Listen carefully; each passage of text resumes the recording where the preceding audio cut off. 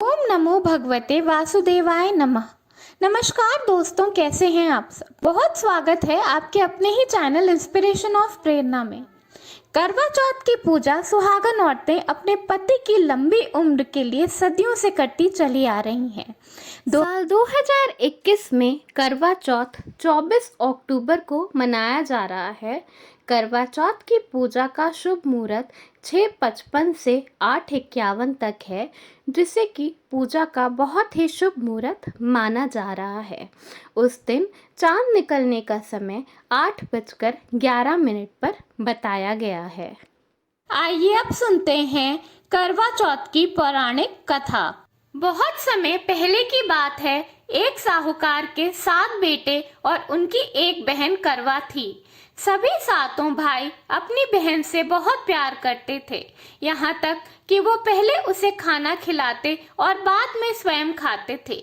एक बार उनकी बहन ससुराल से मायके आई हुई थी। शाम को भाई अपना व्यापार बंद करके जब घर आए तो उन्होंने देखा कि उनकी बहन बहुत व्याकुल थी।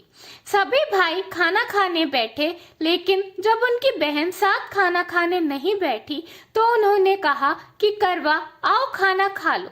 तो उसने कहा कि नहीं, आज मेरा करवा चौथ का निराजल व्रत है और खाना मैं सिर्फ चंद्रमा को देखकर और उसे अर्घ देने के बाद ही खाऊंगी, क्योंकि चंद्रमा अभी तक निकला नहीं, इसलिए वह भूखे प्यास से व्याकुल हो उठी थी।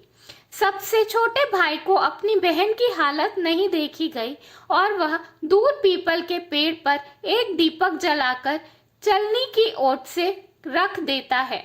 दूर से देखने पर वह ऐसा प्रतीत होता है कि जैसे चतुर्थी का चांद उदित हो गया है।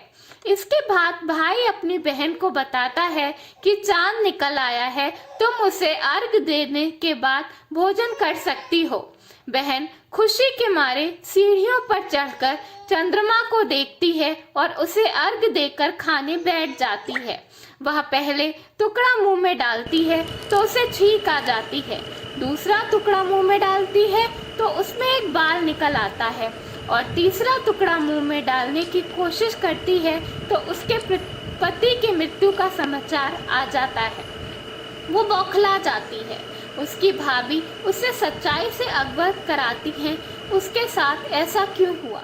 करवा चौथ का व्रत गलत तरीके से टूटने के कारण देवता उससे नाराज हो गए हैं और उन्होंने ऐसा किया है।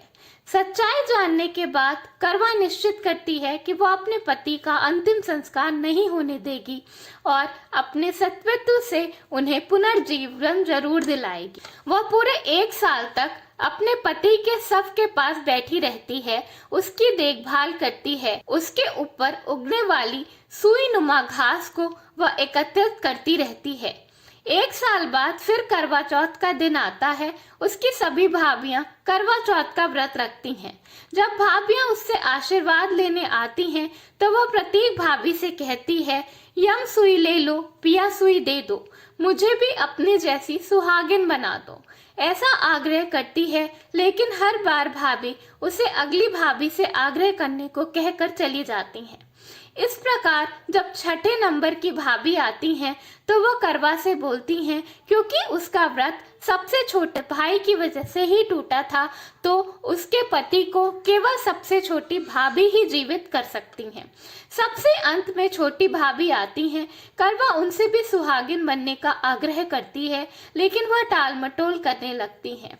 इसे देख करवा उन्हें जोर से पकड़ लेती है और सुहाग को जिंदा करने के लिए कहने लगती है। भाभी उसे छुड़ाने के लिए नोचती हैं, खसोटती हैं, लेकिन वो करवा नहीं छोड़ती। अंत में उसकी तपस्या को देखकर भाभी पसीज जाती हैं और अपनी छोटी उंगली को चीरकर उसमें से अमृत उसके पति के मुंह में डाल देती हैं। करवा का पति तुरंत श्री गणेश करके जीवित हो उठता है। इस प्रकार प्रभु कृपा से की छोटी भाभी के माध्यम से करवा को अपना सुहाग वापस मिल जाता है। हे गणेश भगवान, हे गौरी मैया, जिस प्रकार आपने करवा को चिर सुहागन होने का वरदान मिला था, जिस प्रकार उसका सुहाग फिर से जी उठा था, वैसे ही हम सबका सुहाग सदा के लिए जीवित रहे, उन्हें खूब लंबी आयु मिले, वो व्यापार में हर जगह हर क्षेत्र में खूब तरक्की कर। माता गौरी और भगवान गणेश की जय हो। ये है करवा चौथ की व्रत कथा। करवा चौथ के दिन इस कथा को सुनना चाहिए और सुहागिन स्त्रियों को भी जरूर सुनाना चाहिए। धन्यवाद। वीडियो पसंद आया हो तो लाइक जरूर करिएगा।